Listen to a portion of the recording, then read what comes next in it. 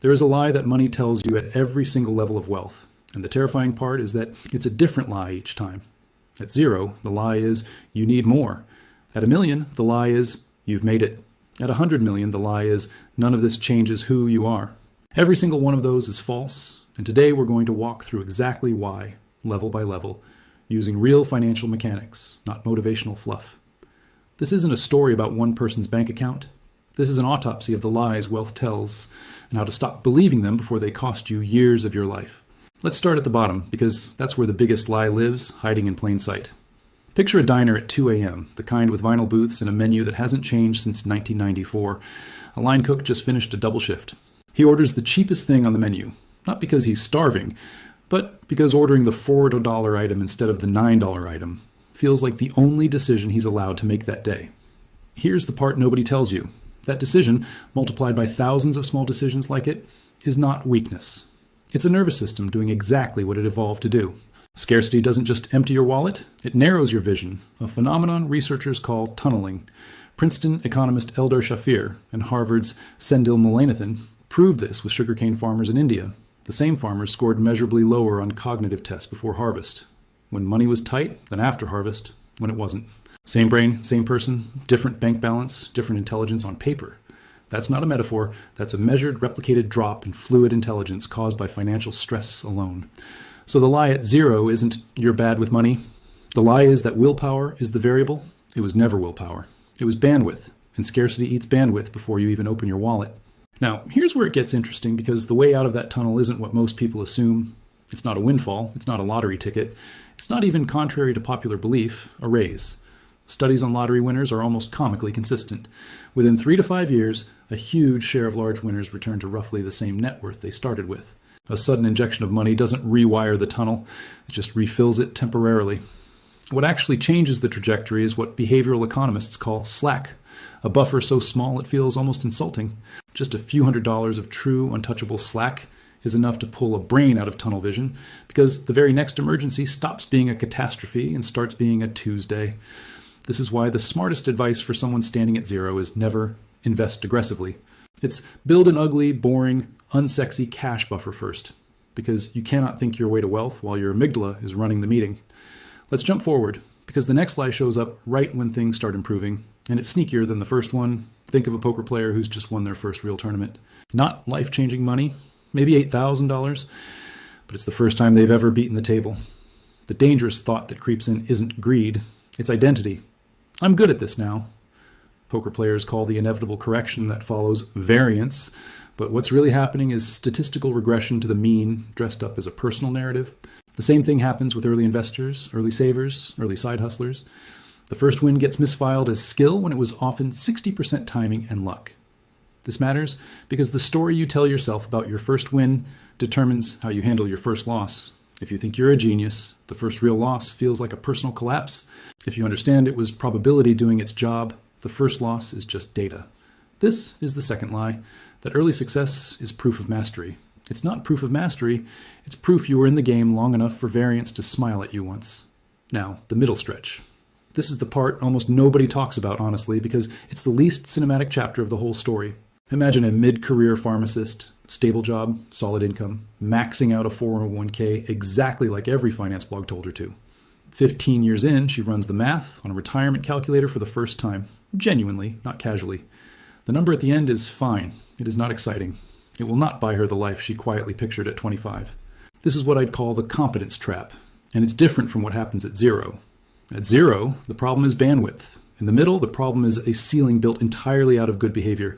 She did everything right, and everything right tops out at a number that's comfortable, not liberating. Here's the mechanism most people miss. A salary, no matter how large, is capped by hours in a day. An asset is not capped by hours in a day. A rental property doesn't clock out. A stock portfolio doesn't need a lunch break. A piece of intellectual property gets paid at 3 a.m. while its owner sleeps. The gap between income and wealth isn't the size of the number. It's whether the number needs you personally present to keep growing. This is the third lie, and it's the one that traps the most disciplined people, that saving diligently from a salary is the same strategy as building wealth. It isn't. Saving preserves. Ownership compounds. Preservation and compounding look identical on a bank statement for years, right up until they suddenly don't. Let's talk about what actually breaks people out of that ceiling, because it's rarely dramatic. Think about a school teacher who starts tutoring 3 students on weekends for extra cash. She's not quitting her job. She's not hustling. She's testing whether time can be converted into something that isn't just more time. 18 months later, she's built a small tutoring business with 2 other teachers working under her. She now makes money from hours she isn't personally working. That's the entire unlock, not the dollar amount, the structure. The economist Thomas Piketty made a famous controversial argument in Capital in the 21st century. Historically, returns on capital tend to outpace the growth of wages over long stretches of time. Whatever you think of the politics around that argument, the underlying mechanic is just arithmetic. A wage grows a few percent a year if you're lucky. Capital, deployed patiently, compounds on itself, and compounding is not linear, it's exponential, which is precisely why it feels like nothing is happening for years, and then everything happens at once. Now picture something completely different. An airport lounge, the kind with the quiet buzz of people who fly often enough that they've stopped finding it exciting. A woman in her late 30s is on a call, calmly discussing why she's comfortable with one investment losing money as long as 2 others are correlated in the opposite direction. This is the 4th lie, and it's the one people at lower wealth levels almost never believe until they experience it. That avoiding risk is what wealthy people do? It's not. Avoiding risk is what people protecting their first real gains do. What wealthier operators actually do is something closer to what portfolio theorists call diversification through negative correlation, holding assets that move in different directions under the same conditions, so the portfolio as a whole survives shocks that would wipe out a single concentrated bet. Harry Markowitz won a Nobel Prize essentially for formalizing this idea. That risk isn't measured asset by asset, it's measured by how assets move together. That woman in the lounge isn't reckless. She is structurally insulated from being wrong in any single decision, because no single decision can sink her. This is a completely different relationship with fear than the line cook has at the diner, even though, structurally, they're both making decisions under uncertainty. The diner and the lounge are the same species of problem wearing wildly different clothes. Let's go further out, to a level most people never personally witness, because it's genuinely rare. Picture a founder who just sold a company. The wire transfer clears on an ordinary Thursday. No confetti, no fireworks, just a number on a screen that's larger than anything in their family's history for 3 generations. Here's what actually happens psychologically, and there's real research behind this. Sonia Lyubomirsky's work on hedonic adaptation shows that humans recalibrate to almost any positive change in circumstance astonishingly fast.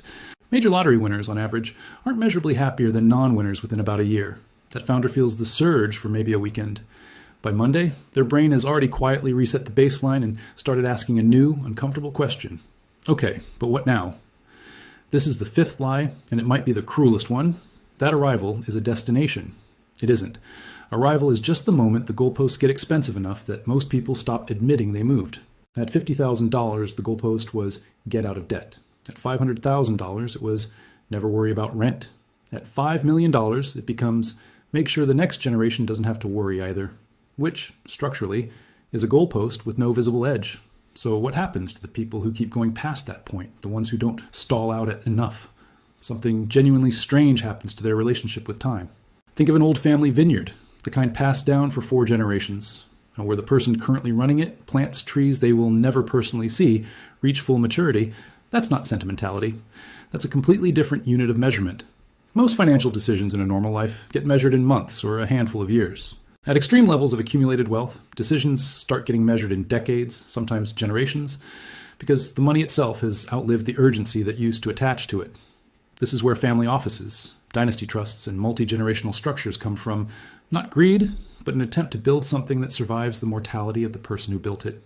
It's genuinely one of the only points in the entire wealth spectrum where the core emotional problem flips. Instead of, will I have enough? It becomes, will this outlive me in a way that still means something?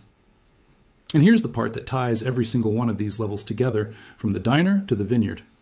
At every stage, the emotional experience is proportionally the same size, even though the dollar figures are wildly different. The line cook lies awake doing math on $400. The founder lies awake doing math on $400 million. Neurologically, the anxiety, the calculation, the low hum of, is this enough, registers at nearly identical intensity in both brains, because the brain doesn't process absolute numbers. It processes relative gaps between what you have and what you believe you need. This is the single biggest myth about wealth, bigger than any of the 5 lies before it. That more money eventually produces peace. It doesn't produce peace. It produces a recalibrated baseline and a new, more expensive set of worries wearing a nicer suit. What actually produces peace and this shows up consistently across the psychology research, isn't the size of the number. It's the gap between the number and your expectations, and separately, whether your money buys you time and autonomy rather than just stuff. So let's bring this back down to something useful, something you can actually act on this week. If you're standing where that line cook stood, the move isn't to chase a bigger income immediately. It's to build a small, boring buffer first, because that buffer is what pulls your brain out of the tunnel and gives you back the bandwidth to make good decisions at all. If you're in the middle, the pharmacist's stretch, the question worth asking isn't, how do I save more? It's, what could I own that doesn't require my personal hours to keep growing? Even if the first version of that is tiny, 3 tutoring students, 1 rental unit, 1 small side project. And if you ever find yourself at the Founders Thursday, the wire transfer, the quiet, anticlimactic number on the screen, know in advance that the flatness you'll feel isn't a malfunction. It's hedonic adaptation doing exactly what it always does, and the sooner you expect it, the less it can quietly rob you of a milestone you worked years for. Money was never actually the subject of this story. Money is just the instrument that reveals something else, how a mind handles scarcity, how it handles its first win, how it handles a ceiling built from good behavior, how it handles risk, how it handles arrival, and eventually how it handles time itself. The diner, the poker table, the pharmacist's spreadsheet, the airport lounge, the Founders Thursday, the vineyard nobody alive will see fully grown, they're not different stories. They're the same nervous system encountering the same 5 lies at 5 different volumes. And the moment you can name the lie you're currently inside of, it starts to lose its grip on you. That's the whole game, not the number, the clarity underneath it.